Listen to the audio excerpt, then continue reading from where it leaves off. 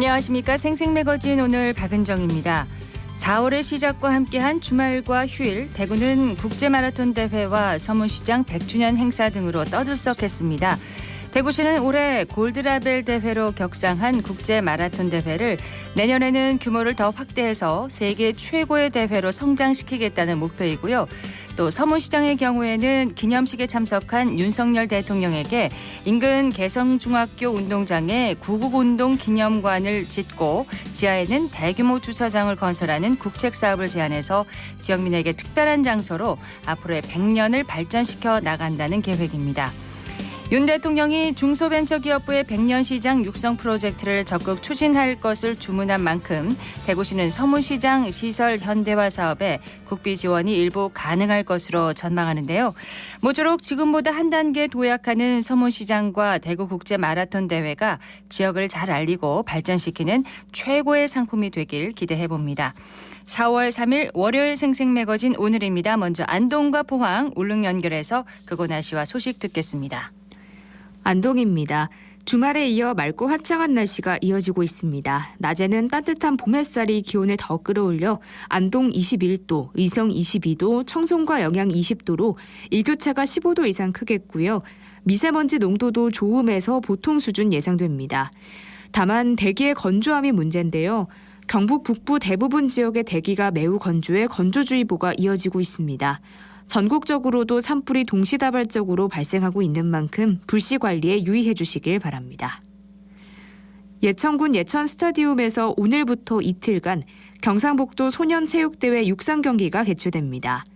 이번 대회는 제52회 전국소년체육대회 경상북도 육상 대표 선수를 선발하는 자리로 트랙과 필드 17개 종목 400여 명의 선수가 참가해 일일 500여 명 이상이 예천을 방문할 걸로 기대되는데요. 특히 이번 육상대회를 시작으로 5월 KBS배 전국 육상경기대회, 6월 제20회 예천아시아 U20 육상경기 선수권 대회 등 대규모 육상경기대회가 연달아 이어질 전망입니다. 육상의 메카로 자리 잡은 예천군은 매년 만여 명 이상의 전지훈련 선수단이 방문하고 있고 올해는 3월 말 기준으로 연 인원 9천여 명의 전지훈련단이 다녀가 지역 경기에 생기를 불어넣고 있습니다. 지금까지 안동이었습니다. 이어서 포항입니다. 전국 곳곳에서 계속해서 산불 사고가 발생하고 있습니다. 메마른 대기에 강한 바람까지 불면서 불이 붙기 쉬운 환경인데요. 어느 때보다 경각심을 갖고 불조심해 주셔야겠습니다. 오늘 강풍의 영향으로 해안가에도 4m의 높은 물결 이어지겠는데요. 시설물 관리와 각종 안전사고에 유의하시기 바랍니다. 오늘 낮 기온은 15도 안팎으로 비교적 선선하겠습니다. 신라시대 금관과 하늘을 나는 천마더로 유명한 경주 천마총의 발굴조사 50주년을 맞아서 다양한 기념 행사가 마련됩니다. 신라 고분으로 5세기 후반에서 6세기 초반에 조성된 천마총에서는 지금까지 출토된 유물만 11,500여 점에 이르는데요. 문화재청은 천마총 발굴 50년을 맞아서 1973 천마를 깨우다라는 이름의 기념사업을 이번 달부터 연중 추진할 예정입니다. 우선 오는 6일 1973년 발굴 당시 참여했던 조사원들의 생생한 발굴 소회를 듣는 좌담회가 열리고요. 9일에는 KBS 역사저널 그날에서 천마총 발굴 50년 역사를 소개합니다. 또 다음 달 4일에는 국립경주박물관에서 특별전 천마 다시 만나다가 열리는데요. 천마도 장리 실물도 9년 만에 일반에 공개될 예정입니다. 이번 사업을 통해서 천마총의 진정한 가치와 의미를 다 함께 돌아보는 시간이 됐으면 좋겠습니다. 지금까지 포항이었습니다. 이어서 울릉입니다. 울릉도와 독도는 맑은 하늘 보이고 있습니다. 현재 기온은 어제와 비슷한 13도, 습도는 60%입니다.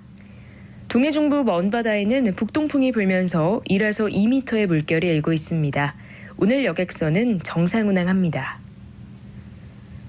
포항지방해양수산청이 울릉과 포항으로 가는 항로에 대한 신규 여객선 사업자를 공모합니다. 신청 자격은 해운법에 따른 여객운송 사업자 또는 여객운송 사업을 하고자 하는 자로 해당 법이 정한 결격 사유가 없으면 신청 가능하고요. 오는 17일 오후 6시까지 관련 서류를 구비해 포항지방해양수산청에 제출하시면 됩니다.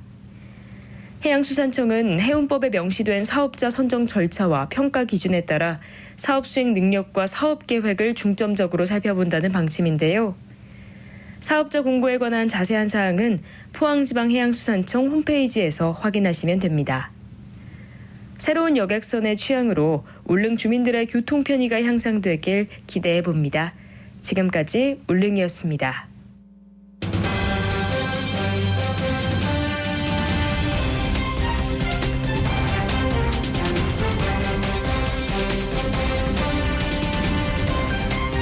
대구에서 전해드리는 생생매거진 오늘 함께하고 계십니다. 11시 10분 지났습니다.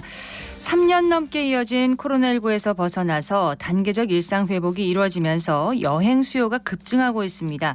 지방의회 의원들도 앞다퉈서 이제 해외 연수에 나서고 있는데 이에 대해서 대구의 한 시민단체가 외유성 해외 연수를 비판하는 현수막을 시내 곳곳에 내걸어서 눈길을 끌고 있습니다. 직접 연결해서 얘기를 들어보도록 하겠습니다. 우리복지시민연합의 은재식 사무처장 전화로 연결돼 있습니다. 안녕하십니까? 예, 안녕하세요. 자, 최근 대구 시내 곳곳에 이제 지방 의원들의 해외 연수를 비판하는 현수막을 내거셨는데 내용이 뭔가요? 예, 먼저 이 관행적으로 굳어진 지방 의원들의 외유성 해외 연수에 대해 언론과 시민사회가 문제를 계속 제기하고 있음에도 불구하고 네. 여론의 물매를 맞아도 지방 의원들의 해외 연수는 계속하고 있는데요. 그래서 이 납세자인 시민에게 혈세 낭비하는 지방 의원들의 외유성 해외 연수를 적극적으로 알리기 위해서 4대 부고와 수성구청 등 대구 시내 5곳에 거리 현수막을 내걸었습니다. 아마 이 시민단체가 지방의원 해외 연수를 비판하는 현수막을 건 것은 처음인 것으로 알고 있는데요. 처음이군요. 예, 그렇습니다. 내용은 대구시의회 상임위 해외 연수 100회 돌파, 그러나 정책 반영 사례 전무, 이제 그만, 이 정도면 세금으로 많이 갔다 아이가, 해외 연수인가 패키지 해외 여행인가, 또 수성구의 해외연수 중독 바이러스 퇴치 백신을 뭐 이런 내용으로 네. 주로 대구시 의회와 수성구 의회에 대해서 시민의 쓴소리를 전달한 바가 있습니다. 네, 대구 시내 지금 5곳에 이 현수막이 내걸려 있다는 건데 대구시의회 상임위 해외 연수가 100회를 돌파했나요? 예, 그렇습니다. 이 작년 10월에 우리복지시민연합이 대구시 의회 누리집에 올라온 2010년 이후에 그 2022년까지 조사해 보니까요. 상임위별 해외 연수만 총 95회였고요. 원래 지금 3월 말에서 4월 초에 네. 유럽과 일본으로 가니까 조사 시점부터 딱 100회를 채운 거로 이렇게 조사되고 있습니다. 어디로 가장 많이 갔나요? 주로 이제 중국, 지금은 이제 중국에 갈 수 없으니까요. 과거에는 중국에 제일 많이 갔고 총 27회로 간 것으로 나오고요. 일본은 22회, 일본은 주로 동경에 많이 갔습니다. 네. 그리고 유럽과 동남아 각 19회 갔는데요. 참고로 이 조사는 시의회 의장단이나 전국 시도의회 운영위원장 협의회에서 간 해외 연수는 뺀 수치입니다. 요즘 근데 시의회뿐만 아니라 기초의회들도 해외 연수에 많이 나서고 있는데 일정들이 어떻게 되나요? 예, 대구시의회를 먼저 보면요. 3월 26일부터 대구시의 문화복지위원회가 문화예술이라든지 관광산업 또 대구형 노인복지 정책 발굴 뭐 이런 것들을 위해서 4박 5일 일정으로 일본 도쿄로 해외 연수를 떠난 것을 시작으로 네. 마치 이제 바톤 터치하듯이 줄줄이 지금 이어지고 있는데요. 27일에는 건설교통위원회와 기획행정위원회 소속 의원들이 각각 7박 9일, 6박 8일 일정으로 프랑스, 이탈리아, 또 헝가리, 오스트리아로 출국했고요. 네. 이어 31일에는 교육위원회 소속 의원들이 독일, 네덜란드를 떠났고요.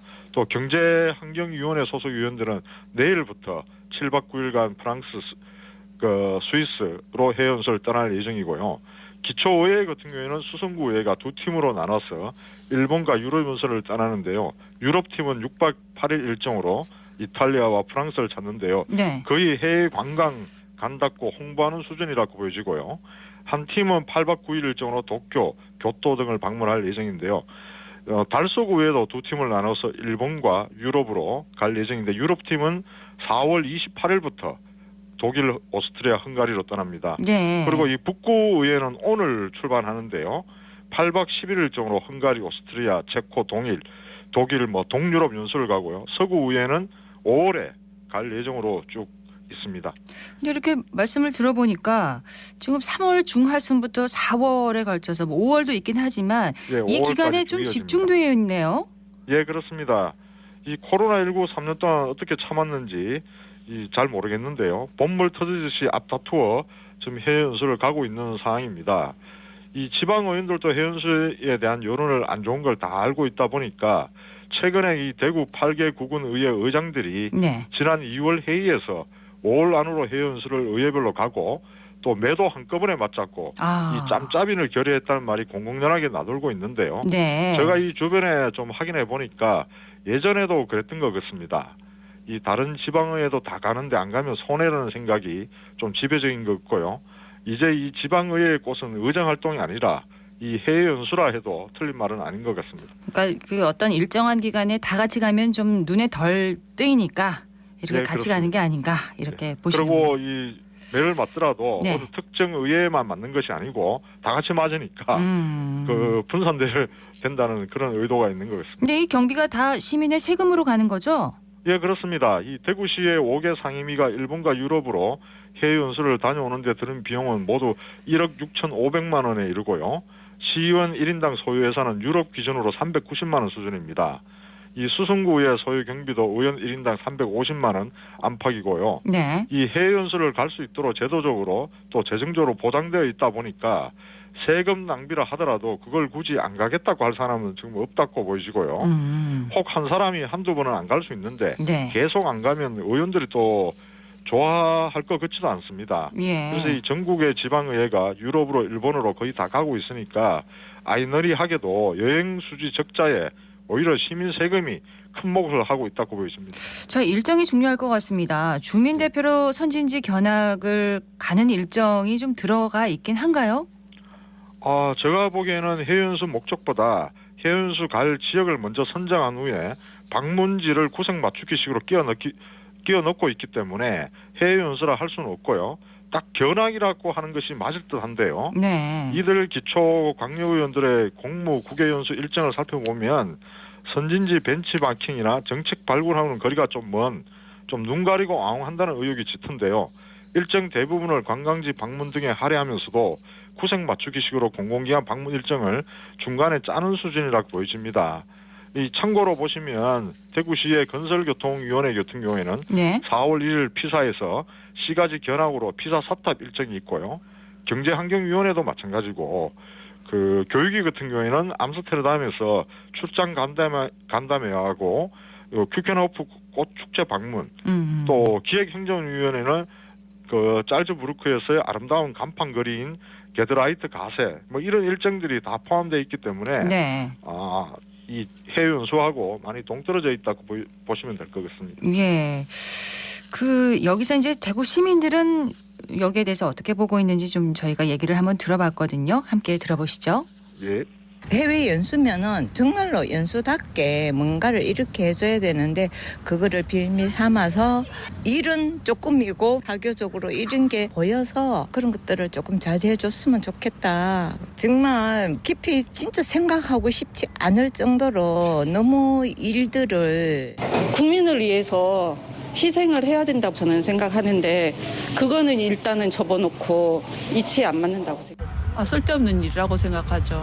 국민들의 세금 받아가지고 사실 제대로 된 연수가 아니고 뭐 외유라고 생각을 하니까 가서 진짜로 제대로 연수를 하고 오면 돈이 안 아깝지만 놀다 온다라고 저희들은 보니까 그게 세금이 너무 아깝다고 생각합니다. 간 그 나라에 정확하게 배우고 와서 그거를 적용할 수 있는 그런 방법들을 배워와서 실천을 한다면은 돈이 안 아깝겠죠? 일단 저는 굳이 왜 비싼 돈을 써가면서까지 해외에 가는지는 잘 모르겠고요. 그것도 어차피 다 국민 혈세에서 나오는 거잖아요. 예산으로 지역 복지에 조금 더 힘을 써주셨으면 더 좋지 않을까라고 그냥 저는 생각합니다. 군대에서도 좋은 그 연수 프로그램이 저는 있는 걸로 알고 있는데 굳이 국민의 세금을 들여가면서까지 해외로 나가야 하냐라는 생각이 듭니다. 물론 저희가 뭐 모든 시민들의 의견을 들은 건 아닙니다. 뭐 의정 활동에 도움이 될 수도 있다 이렇게 생각하시는 분들도 물론 계시겠지만 부정적으로 생각하시는 시민들도 분명히 많으신 것 같습니다. 사실 국외 연수 자체를 문제 삼는다기보다 다녀온 후에 의정이 어떻게 반영되느냐 이 부분이 정말 중요하지 않겠습니까? 예, 이 부분이 핵심인데요. 이 해외 연수 목적은 선진지 정책을 발굴해서 집행부 정책에 접목시키는 거잖아요. 그럼요. 예, 그런데 이 집행부 정책으로 접목한 사례를 우리가 찾을 수가 없다는 것이 문제입니다. 이 지금까지 지방의원들의 해외연수 결과 보고서는 좀 한숨이 절로 나오는 독후감 수준에 좀 네. 머물러 있다고 보여지고요. 이거는 뭐 어느 의회 할 것 없이 전체 의회가 마찬가지라고 보여지는데요. 이번 해외연수로 이 수성구 의회는 이 수성모, 드란길 먹거리타운, 드란예술마을, 동대구로 범어천 등과 연계해서 이 프랑스의 이제 샹젤리제 거리와 같은 수성구만의 문화 관광 그 상업 시설의 복합 거리 조성을 통한 관광객 유치를 제한하고 물의 도시 또 베네치아를 또 방문해서 네. 이 곤돌라와 같이 앞으로 조성될 수성모 수성무대와 연계되는 이 수상 체험 상품을 개발하겠다고 이 출장 효과를 적었는데요. 상당히 좀 황당하다고 보여지는데 앞으로 어떻게 되는지 정말 집행부 정책에 그 결합이 되는 건지 예. 좀 시민들이 눈을 부릅뜨고 지켜봐야 할 것 같습니다. 결과 보고서에 책임을 질 수 있는 그런 내용을 보고 와서 또 의정에다가 반영을 해야 되겠네요. 예, 주로 뭐 책임보다는 예. 감상 또 감상문 수준이다 이렇게 보시면 될 것 같습니다. 지방의회 해외 연수에 피감 기관과 동행하는 건 어떻게 보세요? 매우 부적절한 관행이고요. 피감기관이 같이 가면 접대가 주가 될 가능성이 높습니다. 작년 10월에도 그 행정사무감사를 앞두고 대구시의회가 피감기관을 동행하려다 여론에 부딪혀서 포기를 한 바 있는데요. 네. 이번에 유럽으로 간 대구시의회 교육위원회를 보니까 이 피감기관인 대구교육청 간부 등 4명이 일정을 함께하는 것으로 드러났습니다. 동행하나요? 예, 그렇습니다. 이 당초 해외 연수 출장 계획서에는 교육청 관계자들의 동행 내용이 없었거든요. 이 여론을 의식해서 몰래 함께 간 거로 보여지는데 네. 그야말로 꼼수이자 시민들을 기만하는 행위라고 보여지고요. 이 행정사무감사 등을 받아야 하는 피감기관과의 동행은 좀 유착을 의심케 하는 부적절한 행위라고 보여집니다. 네, 이 부분에 대해서는 설명이 정말 필요할 것 같습니다. 자, 매년 지역사회 큰 논란이 되고 있는 지방의회 해외 연수. 좀 마지막으로 정리 말씀을 좀 해주시면요. 예, 앞서 말씀드렸지만 이 정책을 벤치마킹하여 집행부 정책에 반영하기 위해서 해외 연수 간다는데 이 집행부 정책에 반영한 사례가 없으니까 가성비가 너무 낮다고 보여지는데요. 네. 이럴 바에는 시민 세금으로 갈 필요가 없고 개인의 견문을 넓히려면 사비로 다녀오는 것이 맞다고 보여지는데요. 이 지방의원들은 여론의 물면을 맞아도 제도적으로 보장된 해외연수를 쉽게 포기할 것 같지는 않습니다. 네. 그래서 이 해외연수 결과가 낙제점으로 나온 이상 이제는 제도적으로 사전 사후 주민 보고에 평가에 뭐 의무 개최 또 이런 제도적인 절차들을 좀 더 엄격하게 제한할 필요가 있다 이렇게 보여집니다. 네, 오늘 말씀 고맙습니다. 예, 고맙습니다. 우리복지시민연합의 은재식 사무처장이었습니다.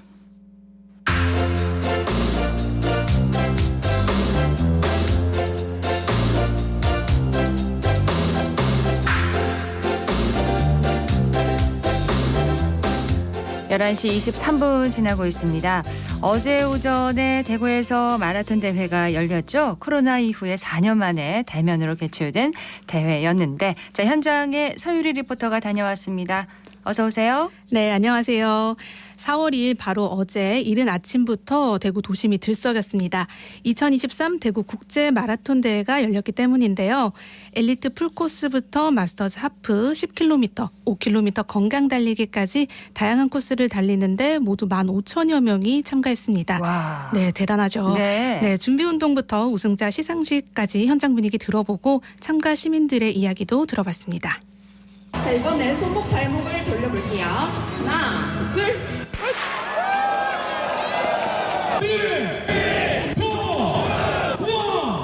하프 출발! 마지막 한 바퀴 우승자가 가려집니다. 자, 2023 대구 국제 마라톤 영예 우승자가 들어오고 있습니다. 2023 대국제 마라톤 남자 1위 에티오피아 밀키사 몽고샤 톨로사 2시간 06분 49초입니다. 축하해 주십시오. 엄지숙입니다. 만주에서 뿌듯합니다. 구미에서는 최선정이라고 하고요. 요번에 10km 참가하게 됐습니다. 평소 주말에 이제 공원 같은 데서 10km를 연습을 했었고요. 부상 없이 완주가 목표고요. 다들 즐겁게 마무리 잘 할 수 있는 대회였으면 좋겠습니다. 대구에 거주 중에 있는 한승엽이라고 합니다. 축구 동아리 사람들이랑 이제 몇 년 만에 코로나 이후로 마라톤이 열린다 해서 같이 참여하게 되었습니다. 사람들이랑 같이 뛰어서 그런지 혼자 뛸 때보다는 훨씬 더 힘든 게 좀 적었고 날씨도 좋아가지고 오늘 풍경도 좋고 꽃도 많이 폈더라고요. 도심 속에 이렇게 뛸 수 있는 기회가 잘 없잖아요. 이번 기회를 통해서 좀 도심 속에 구경도 좀 하고 건강도 챙겨갈 수 있는 그런 기회가 된 것 같습니다. 네, 앞으로도 이제 시민들이 더 많이 참여할 수 있는 그런 기회가 많았으면 좋겠습니다. 이번 대회는 앞선 대회보다 좀 더 특별한 면이 많았어요. 네, 맞습니다. 2023년부터 대구 국제 마라톤 대회가 세계 육상연맹이 인증하는 골드라벨 대회로 승격됐기 때문인데요. 이 세계 육상연맹은 국제 마라톤 대회를 참가 선수 수준, 매스컴 중계, 또 코스 적합성 등을 기준으로 플래티넘과 골드, 실버, 브론즈 이렇게 4개 등급으로 나눕니다. 그중 골드라벨 인증을 받은 도시는 세계에 40개 정도 있다고 하는데요. 대구시 담당자에게 대구 국제 마라톤 대회와 관련한 설명 들어보겠습니다. 대구광역시 체육진흥과장 이찬균이라고 합니다. 우리 대구 마라톤은 지난 2001년부터 시민들의 건강 정진을 위해서 생활체육 마라톤으로 시작을 했습니다. 올해로 벌써 22회째를 맞이하고 있습니다. 먼저 엘리트 풀코스는 2011년 대구 세계 육상선수권대회 때 만들었던 루프 코스입니다. 중구 수성구 일원을 한 3바퀴 정도 달리는 코스인데요. 동호인들이 참여하는 하프 코스는 엘리트 코스로 달리다가 신청 동로를 이용하고 10km와 건강 달리기는 동신교, 태평로, 중앙로를 달리게 됩니다. 또한 건강 달리기는 아이들이 레이스할 수 있도록 저희들이 준비를 해놨습니다. 코로나19로 2019년 이후로 이제 4년 만에 도심지에서 처음 개최를 하게 되는 겁니다. 특히 올해는 국내 유일의 골드라벨 대회로 성격해갖고 개최를 하고 있습니다. 오는 9월에 열리는 또 항저우 아시안게임과 부다페스트 세계 육상선수권 대회 국가대표 선발전도 같이 겸하고 있기 때문에 아마 좋은 기록들이 나올 거라고 저희들은 예상을 하고 있습니다. 마라톤에서 가장 중요한 것은 코스라고 저희들은 생각을 하고 있습니다. 마스터즈 동호인들이 엘리트 선수들과 풀 코스를 함께 뛸 수 있도록 더 나은 코스를 내년에 좀 찾아보도록 하고 보스턴과 베를린 마라톤 대회처럼 전 세계 마라토너들이 대구에 몰려오는 그런 대회를 저희들은 앞으로 계속 한번 준비를 하도록 여러 가지 아이디어를 좀 짜내도록 하겠습니다. 에티오피아 선수들이 우승을 차지했죠? 네, 맞습니다. 엘리트 풀코스 국제부 1위는 남녀 모두 에티오피아 선수가 차지를 했습니다. 남자부 1위는 밀키사 멍그샤 톨로사로 2시간 6분 48초를 기록했고요. 여자부 1위는 아얀투 아브레 디미세로 2시간 25분 44초의 기록으로 결승선을 통과했습니다. 네, 또 기대를 모았던 우리나라 선수 최경선은 2시간 28분 49초의 기록으로 개인 최고 기록을 4년 만에 또 경신을 하면서 국내 여자부 우승을 차지했는데요. 이번에는 국내 남자부 1위를 차지한 전재원 선수의 인터뷰 들어보시죠. 지금 온 힘을 다 써서 그런지 배고프고 되게 졸립습니다. 네, 배고프고 졸립다고 하셨는데 마지막 부분에 독주를 하셨잖아요. 외롭지는 않으셨나요? 어떤 마음으로 버티셨는지도 궁금합니다. 제가 첫 삼성전자에 입단하고 마라톤을 준비하는 데에서 되게 부족함이 많아가지고 후반을 걱정을 많이 했었는데 계속 그냥 코치 감독님 생각하면서 부모님 생각하면서 계속 버텨왔던 것 같습니다. 부모님 생각하면서 버텨왔다는 말씀해 주셨습니다. 오늘 특히나 어려웠던 구간이나 또는 날씨 때문에 어려웠던 점이 있으셨나요? 네, 직선 구간이 제일 힘들었던 것 같습니다. 아무래도 앞에 선수들도 보이고 제가 앞에서 퍼지면은 뒤에 선수들도 이제 점점 잡혀가니까 더 직선 부분이 제일 힘들었던 것 같습니다. 네, 마지막으로 생각나는 분께 한 말씀 해주신다면요? 네, 일단은 저희 최완우 단장님께 일단 전폭적인 지원으로 감사드리고요. 그리고 저를 끝까지 믿어주신 저희 코치 감독님 그리고 저를 맨날 케어해주시는 트레이너 쌤 해가지고 제일 감사드립니다. 대구 국제 마라톤 대회가 앞으로도 더 권위 있는 대회로 발전해 나가기를 바라고요. 또 국내 선수들의 활약도 기대를 해보겠습니다. 네, 서유리 리포터 잘 들었습니다. 네, 고맙습니다.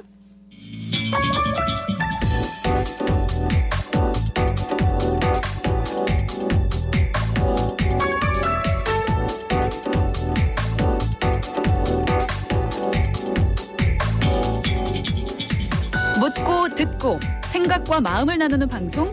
지금 여러분께서는 대구 경북을 보고 듣는 생생 매거진 오늘을 함께하고 계십니다. 월요일에 생생 매거진 오늘 함께하고 계신 지금 시각 11시 30분 지났습니다. 기자의 눈으로 지역의 현안과 이슈를 들여다봅니다. 매일신문의 최원영 기자와 함께합니다. 어서 오세요. 네, 안녕하십니까. 자, 오늘 최 기자가 주목한 이슈는 뭔가요? 네, 지난달 대구의 한 10대 학생이 대구 도심 한가운데서 2시간을 떠돌다가 사망하는 사건이 발생을 했는데요.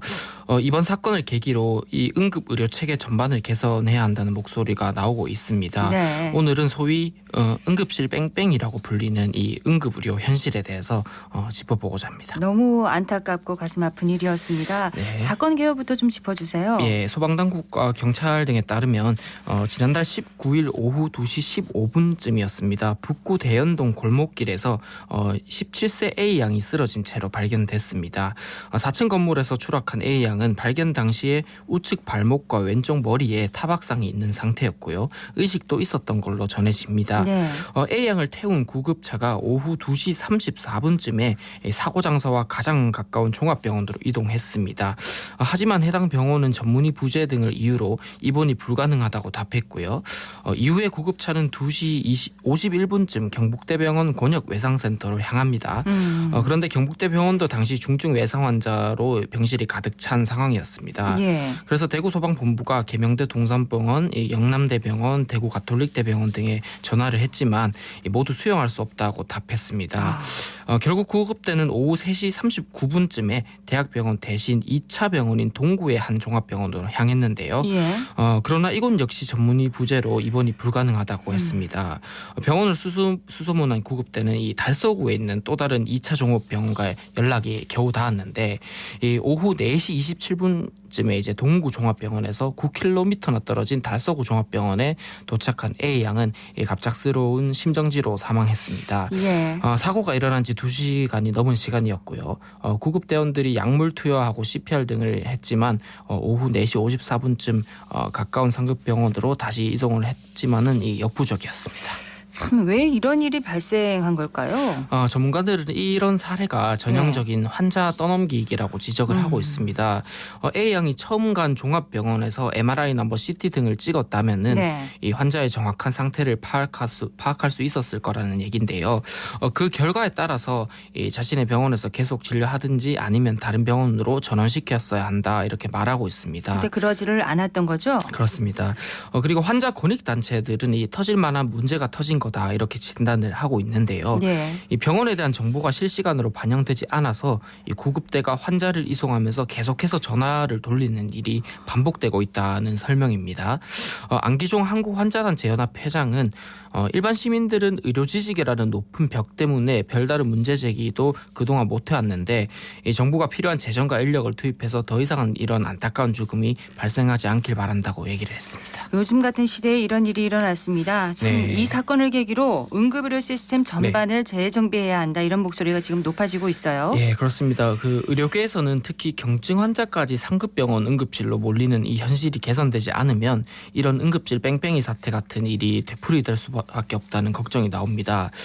상급 종합병원 응급실이 늘 사람으로 미어 터지잖아요. 항상 많죠. 예, 그래서 정작 중환 환자를 놓치게 되는 이런 상황이 발생할 수밖에 없다는 건데요. 소방청의 119 구급 서비스 통계 연보를 보면은 지난 한 해에만 구급차가 환자를 태우고 응급실에 갔지만 받아주지 않아서 되돌아간 재이송 사례가 네. 전국적으로는 7,634건, 대구는 392건이나 됐습니다. 예, 이 수치에는 응급실까지 갔다가 거절당한 환자만 포함되는데 이번 사건처럼 구급대가 전화로 이 수용이 어렵다고 통보받은 사례까지 합친다면은 이 응급실 훨씬 뺑뺑이 많겠네요. 통계치는 더 많을 걸로 보입니다. 재이송 사유는 주로 어떤 경우인가요? 예, 재이송 사유는 지난해 전문의 부재가 31.4%로 가장 많았고요. 병상 부족이 17.1%, 환자나 보호자 변심이 4.9%였습니다. 네. 국립중앙의료원의 발병 후 응급실 도착 소요 시간 통계를 보면은 지난해 30분 미만인 경우 전국 17개 시도 평균 비중은 7.0%였고요. 30분에서 2시간 미만은 28%였습니다. 그런데 대구는 30 20분 미만이 5%, 30분에서 2시간 미만이 23.9%로 정규 평균을 밑돌았습니다. 시간이 많이 걸린다는 거죠? 맞습니다. 예. 응급의료 현장에서는 이 재이송률을 줄이려면은 환자 중증도에 따라서 명확한 응급실 분산 체계가 있어야 한다고 얘기를 하고 있고요. 이 상급병원 응급실로 향하는 경증 환자를 좀 분리할 수 있는 시스템을 빨리 마련해야 한다, 이런 지적이 나옵니다. 전화로 이제 수용이 어렵다고 통보를 받은 사례까지 포함하면 재이송 사례가 통계치보다 훨씬 더 많을 거다, 이렇게 얘기를 하셨는데 관련 사례가 있나요? 네, 또 더 있습니다. 이 경산에 사는 45세 B 씨가 이제 지난해 호흡 곤란으로 힘들어하는 80대 아버지를 119에 실어서 병원에 보내는 상황에서 속이 타들어갔다고 하는데요. B 씨 아버지는 코로나19에 확진된 이후 8일째 되는 날부터 폐렴 증세가 좀 심각해졌다고 합니다. 그래서 119에 출동을 요청한 지 얼마 지나지 않아서 구급대가 도착을 해서 이제 다행이다 싶었는데 그때부터 도리어 생지옥이 펼쳐졌다고 해요. 왜요? 예, B 씨가 이제 구급대원들이 인근 종합병원, 상급 종합병원 등 이제 당장 수용 가능한 병원을 찾아서 계속해서 전화를 돌렸는데 다들 병상 여유가 없다고 거절했다는 겁니다. 그래서 1시간 동안 병원을 찾느라고 구급차가 집 앞에서 출발도 못하고 시동만 켠 채 발이 묶여 있었다라고 떠올렸습니다. 구급대원들이 그 전화를 하는 거죠? 네, 계속해서. 맞습니다. 그렇습니다. 그래서 출동 후 1시간이 지나서야 25km나 떨어진 한 종합병원과 연락이 닿았고요. 30분을 달려 도착했지만 별다른 치료는 또 받을 수 없는 상황이었다고 합니다. 그래서 B 씨가 이제 병원에서는 당장 해줄 것이 없고 환자 상태를 봤을 때는 당직이 끝나더라도 대응이 되지 않을 거라고 말했다고 하면서 당시 의사가 그곳에서 1시간 가량 정도 수용 가능한 병원을 알아봐준 끝에 이 대구 한 대학병원으로 다시 향할 수 있었다고 했습니다. 최종적으로 보면 아버지의 치료가 가능한 병원에 도착한 시점은 집에서 나온 지 3시간 반이나 지난 뒤였다고 합니다. 그러니까 전문의가 부족했다는 거네요. 네네, 맞습니다. 보통 응급 상황이다라고 하면 그 대학병원 응급실이 떠오르고 또 중경증에 상관없이 보통 다 대학병원에 가는 경우가 많잖아요. 맞습니다. 이번 사건을 계기로 이 의료계는 이 경증 환자부터 중증 환자까지 모두 다 이 상급병원, 그러니까 대학병원 응급실로 몰리도록 좀 내버려둔 현 응급의료 시스템이 좀 문제다라는 지적이 계속해서 반복됩니다. 일단 위급하다 싶으면, 좀 응급하다 싶으면 다 대학병원 응급실, 큰 병원으로 가야 된다라고 생각을 하죠. 맞습니다. 그래서 지역 모 대학병원 응급의학과 교수는 이렇게 얘기했습니다. 우리나라 응급실은 전 세계적으로 이용이 아주 자유로운 편에 속한다고 해요. 그래서 현재 응급실 진료를 받으려면은 비응급 환자로 인한 응급실 혼잡을 막고자 이 접수비와 별도로 해서 응급의료 관리료를 내야 한다고 주장을 합니다. 의료기관 종별에 따라서 응급의료 관리료가 다른데 우리나라는 지금 대학병원은 한 6만 9천 원 정도라고 하는데요. 이게 경증 환자가 같은 경우는 다 본인이 내야 되는 돈이긴 한데 이게 환자 쏠림을 막을 정도로 비싼 금액은 아니지 않느냐, 이렇게 지적을 했습니다. 7만 원 정도니까요. 그렇죠. 그러면서 의료진과 구급대 입장에서는 비응급 환자가 대학병원 응급실로 향하겠다고 하면은 별다르게 막을 방법이 없다고 합니다. 응급실 의료진과 환자 간의 응급에 대한 관점 차이가 큰 것도 이런 일이 일어나는 원인 중에 하나가 아닐까 싶네요. 맞습니다. 이 의료 현장에서는 응급실 의료진과 환자 간 응급에 대한 관점 차이가 크다고 얘기를 하는데요. 지역의 응급의학과 전문의는 예를 들어서 항암 치료를 하다가 복수가 차거나 열이 나면은 환자들은 당연히 중증으로 생각해서 대학병원 응급실로 향하지만 응급실 입장에서 보면 심각한 외상이나 심근경색이나 뇌졸중, 심정 환자가 우선이 돼야 한다라고 말하고 있습니다. 특히 대구 경북 의료계에서는 상급 종합병원이 좀 대구에 많잖아요. 그렇죠. 이런 특성 때문에 환자들이 더더욱 대학병원 응급실로 몰리는 경향이 짙다는 목소리도 나오는데요.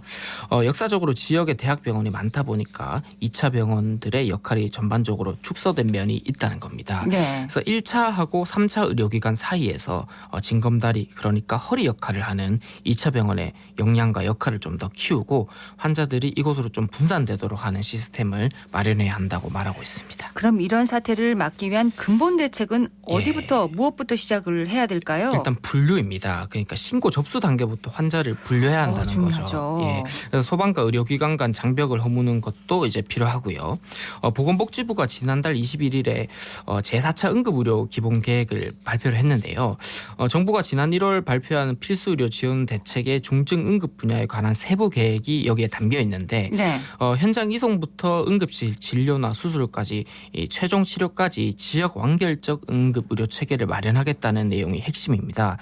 특히나 응급 의료 환자를 분류하는 체계인 케이타스를 토대로 해가지고 이 구조 현장과 병원 간 통용될 수 있는 기준을 마련하고 이 중증도에 따라서 응급 의료 기관이 구분된 진료 기능을 전담하도록 체계를 손보겠다 이런 내용이 담겨 있습니다. 그러니까 신고를 하는 단계부터 환자가 분류되니까 어디를 가야 되는지 이제 방향을 잡아주겠네요. 네, 맞습니다. 예. 참 중요한 부분인 것 같습니다. 네. 정보 계획에 대해서 전문가들 의견은 어떻습니까? 예, 조석주 부산대병원 응급의학과 교수는 이렇게 얘기합니다. 이 신고 접수 단계에서부터 환자 분류를 시작하는 게 굉장히 중요하고, 그럼요. 예, 정말 급한 환자만 119에 전화할 수 있도록 이 경증 환자를 위한 신고 전화번호를 좀 분리할 필요가 있는데. 119가 아니고요. 그렇죠. 예.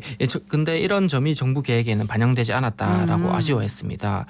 또 구급대나 뭐 응급실 의료진뿐만 아니고 신고자까지 세 주체잖아요. 이 세 주체가 서로 가진 정보는 다를지라도 네. 어느 정도 그러니까 유사한 개념 하에서 환자 중증도 분류를 위한 통일된 체계가 갖출 필요 있다 이렇게 지적을 합니다. 그렇습니다. 예, 그리고 질환이나 뭐 증상별 대처 가능한 의료기관을 체계적으로 정비를 하려면 지역 내 각 주체가 좀 머리를 맞댈 수 있는 뭐 공론장이 필요하다 이런 주장도 했는데요. 예.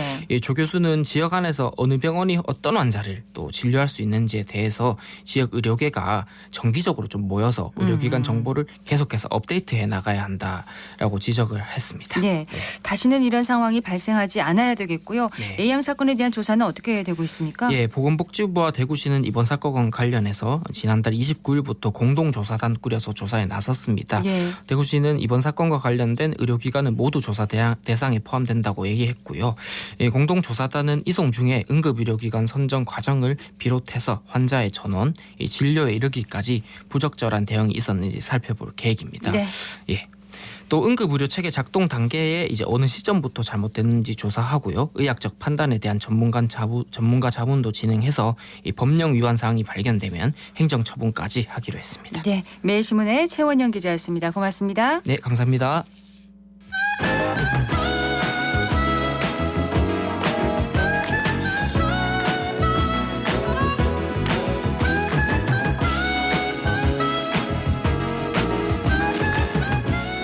정치 알아야 바꾼다. 정치 알바 김수민 시사평론가 연결됐습니다. 안녕하세요.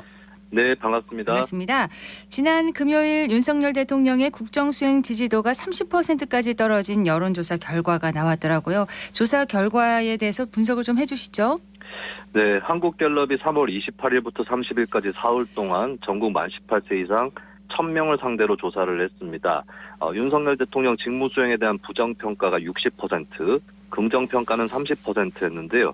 긍정평가가 지난주에 비해서 4%포인트나 떨어졌고 네. 11월 4주차 30%를 찍은 이후에 최저치를 기록을 했습니다.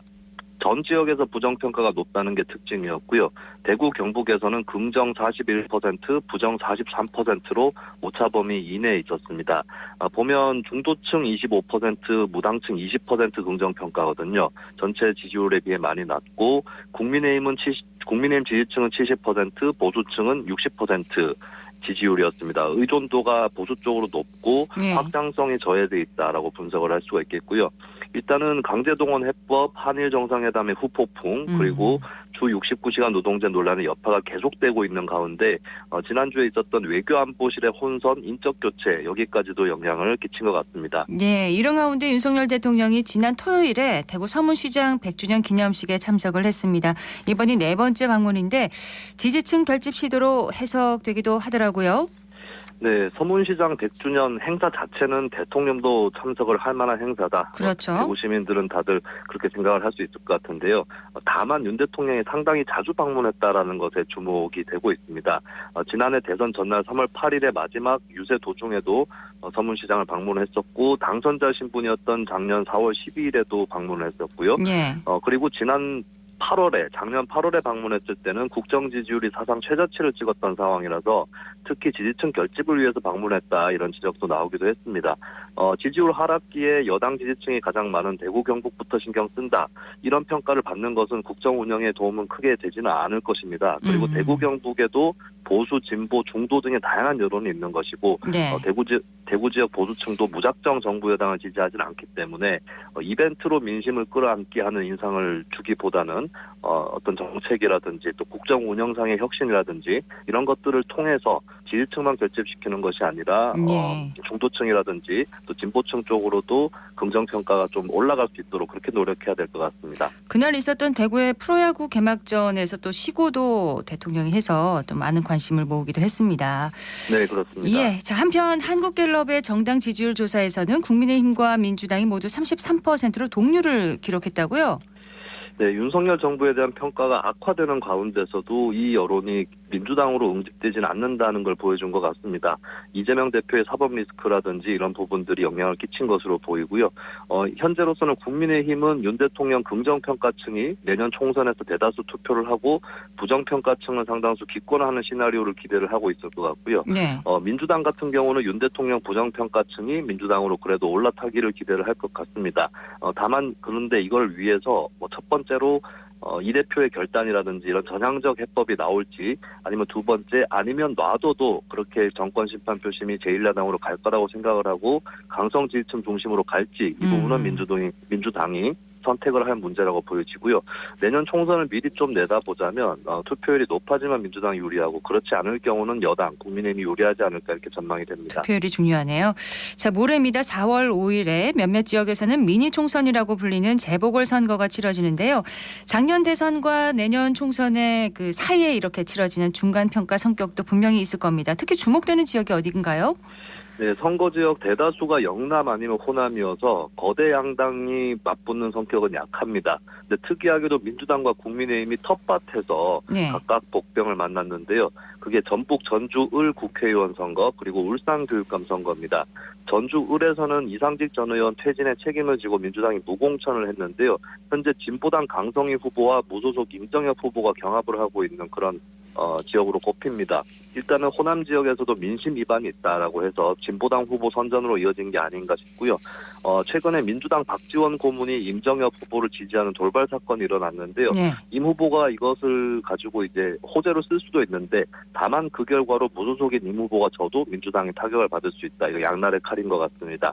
그리고 울산 교육감 선거는 진보 대 보수 1대1 대결로 치러지고 있는데 정당 공천 제도가 없지만 보수 후보가 질 경우는 국민의힘이 타격을 받을 수 있다라고 하는 것이고요. 예. 현재 진보 측의 천창수 후보는 노욱희 전 교육감의 후광까지 있는 상황이기 때문에 현재로서는 보수 우위의 울산이지만 진보 후보도 굉장히 선전을 하고 있는 그런 상황입니다. 경북에서는 구미와 포항에서 보궐선거가 있어요. 네, 포항시의회 의원 나선거구는 국민의힘 김상백 후보, 무소속 이상도 후보가 맞대결을 펼치고 있고 민주당 후보가 없을 정도로 국민의힘의 강세 지역입니다. 예. 그런데 지난해 지방선거에서 무소속 후보가 2명 중에 1명으로 당선이 된 적이 있었거든요. 또 최근에 의료 폐기물 소각당 문제도 지역 표심에 어떤 영향을 끼칠지 관건이고 현재 국민의힘에서도 최고위원들이 출동을 하는 등의 여러 노력들을 이 선거구에서 작은 선거구지만 하고 있습니다. 그리고 경북도의회 구미시 제4선거구는 국민의힘 김일수 후보, 민주당 최한성 후보의 맞대결인데요. 예. 국민의힘이 다소 유리할 것으로 전망이 되는 지역구지만 득표율은 살펴볼 필요가 있을 것 같습니다. 이 지역에 상모사곡동이 있는데 박정희 전 대통령 생가가 있는 지역이고 그렇죠. 동시에 네, 그리고 이제 청년층 타지 출신 인구의 비중도 높은 지역인데 최근에 1천억짜리 규모의 박정희 추모관 문제가 대두된 지역이기도 합니다. 네. 여기서 또 어떤 표심이 나타날지도 지켜볼 만하겠습니다. 예, 모레 열리는 미니 총선이라고도 불리는 재보궐선거의 결과를 지켜보도록 하고요. 자, 한편 민주당 이재명 대표에 대해서 이 CCTV 논란이 불거졌습니다. 이 대표 최측근 정진상 전 성남시 정책실장이 이제 당시 시청 사무실에 CCTV를 설치했기 때문에 뇌물을 받을 수가 없었다 이렇게 주장을 했는데 검찰과 유동규 씨 등은 모형 CCTV에 불과하다 이렇게 반박을 했죠. 네, 대장동 위례개발 특혜 관련해서 정진상 씨가 뇌물수수 혐의를 받고 있는데 이재명 당시 시장실에 CCTV가 설치돼 있고 자신 사무실도 시장실 바로 옆에 있기 때문에 뇌물을 전달받는 게 불가능하다. 네. 이런 주장을 했습니다. 근데 이 논쟁은 사실 공개적으로는 이번이 처음이지만 구속영장 실질 심사 때 이미 있었던 논쟁이고 그때 이제 검찰 측에서 CCTV가 모형이다. 그리고 촬영이 됐다고 해도 정 실장 자리까지 촬영이 가능하지 않는 사각지대였다. 이런 주장을 했었습니다. 네, 근데 이제 구속이 된 걸 봤을 때는 그 당시까지는 일단은 정진상 실장 쪽에게 불리하게 그렇게 예. 재판부에서도 판단을 했던 것 같고요. 이제 남는 의문은 이재명 시장실 CCTV로 촬영했던 그 동영상이 당시에 TV 뉴스에서도 화제가 된 적이 있었거든요. 예. 네, 그것은 뭘로 촬영된 것일까? 이 부분은 검찰과 이재명 대표 양측이 좀 입증을 해볼 필요가 있겠습니다. 그리고 최근에 문화일보는 CCTV를 껐다 켰다 반복했다라고 하는 단독 기사를 냈는데요. 실제 작동이나 영상 확인이 드물었다.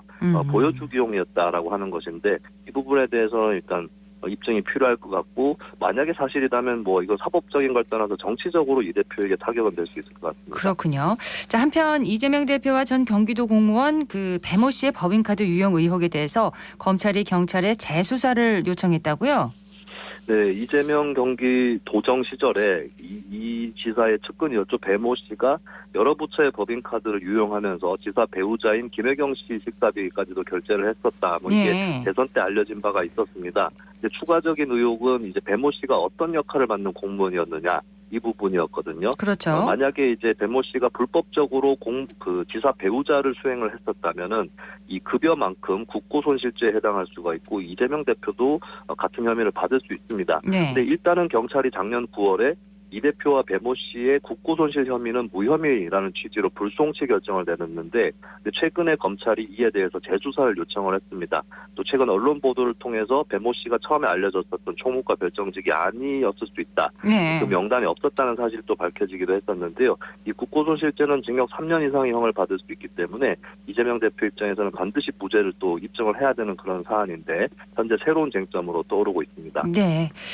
자, 3월 30일 검찰이 대장동 50억 클럽 의혹과 관련해서 박영수 전 특별검사의 사무실과 주거지를 압수수색했는데 50억 클럽에 대한 검찰 수사와 특검 도입 시도 이게 어떻게 얽혀 있는 상황인가요?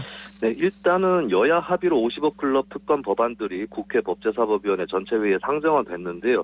근데 이때 출석한 한동훈 법무부 장관이 선의로 특검을 도입을 하더라도 진실 규명에 방해가 된다라는 논리를 폈습니다. 네. 현 수사팀이 제대로 수사를 할 것이고 곽상도 전 의원 사건 경우는 어차피 이중 기소 금지 원칙 때문에 수사를 못한다는 이유를 들어서 반대를 하고 있고 국민의힘도 마찬가지 논리거든요. 그렇다면 이제 민주당이 정의당하고 어떻게 특검 법이나 추천 방식에서 합의를 내서 신속 처리 한 건으로 지정을 할지 말지 예. 여야 합의가 안 된다면 야당끼리의 합의가 될 수 있을지가 관건으로 남습니다. 네, 정치 알아야 바꾼다 정치 알바 오늘 여기까지 듣겠습니다. 김수민 평론가였습니다. 고맙습니다. 네, 감사합니다.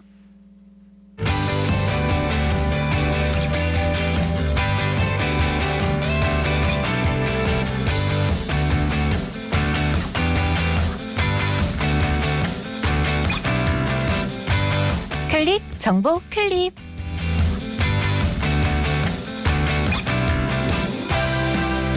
팔공산에 위치한 대구 시민안전 테마파크에서는 지난 토요일부터 이번 주 일요일까지 벚꽃 이벤트를 진행합니다. 이번 이벤트는 총 3가지 방법으로 진행되는데요.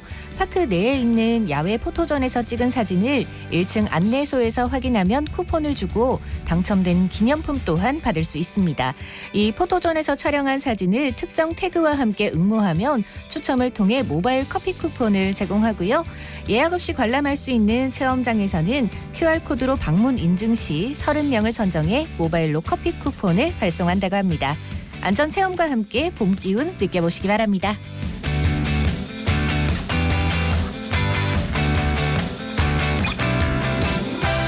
대구 시립무용단이 찾아가는 무용 공연을 시작합니다. 오는 5월까지 총 10여 곳의 초등학교에서 찾아가는 무용 공연을 개최하는데요. 이번 공연은 2016년에 시작된 시립무용단의 대표적인 교육 프로그램으로 코로나19로 인해 3년간의 휴식기를 가지고 올해 다시 열리게 됐습니다. 이 프로그램은 초등학교만을 대상으로 하고요. 관람과 해설, 체험으로 이루어집니다. 학생들이 어렵게만 생각하던 현대무용을 보고 직접 체험할 수 있는 기회를 가질 수 있을 것 같습니다.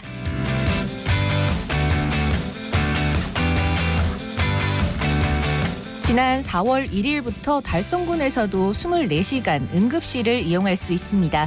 육아읍에 위치한 한 병원인데요. 그간 응급실이 없어 주말과 공휴일 그리고 야간에는 인근 달서구와 남구까지 가야 하는 불편을 겪어야 했습니다. 이 응급실은 소아청소년 전문으로 운영되지만 성인도 이용이 가능하다고 합니다. 응급의료 사각지대를 해소할 수 있는 병원이 달성군의 지원으로 생겼다는 소식 전해드립니다.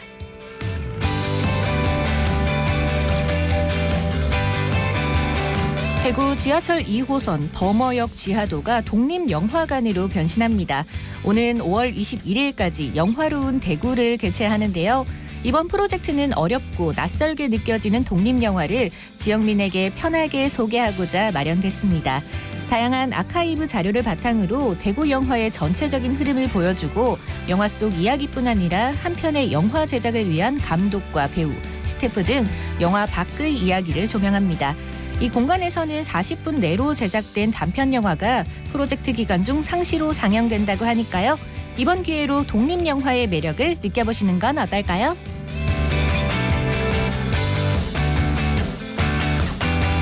봄이 찾아와 바깥 활동이 많아지면 걱정되는 부분이 있습니다. 바로 자외선인데요.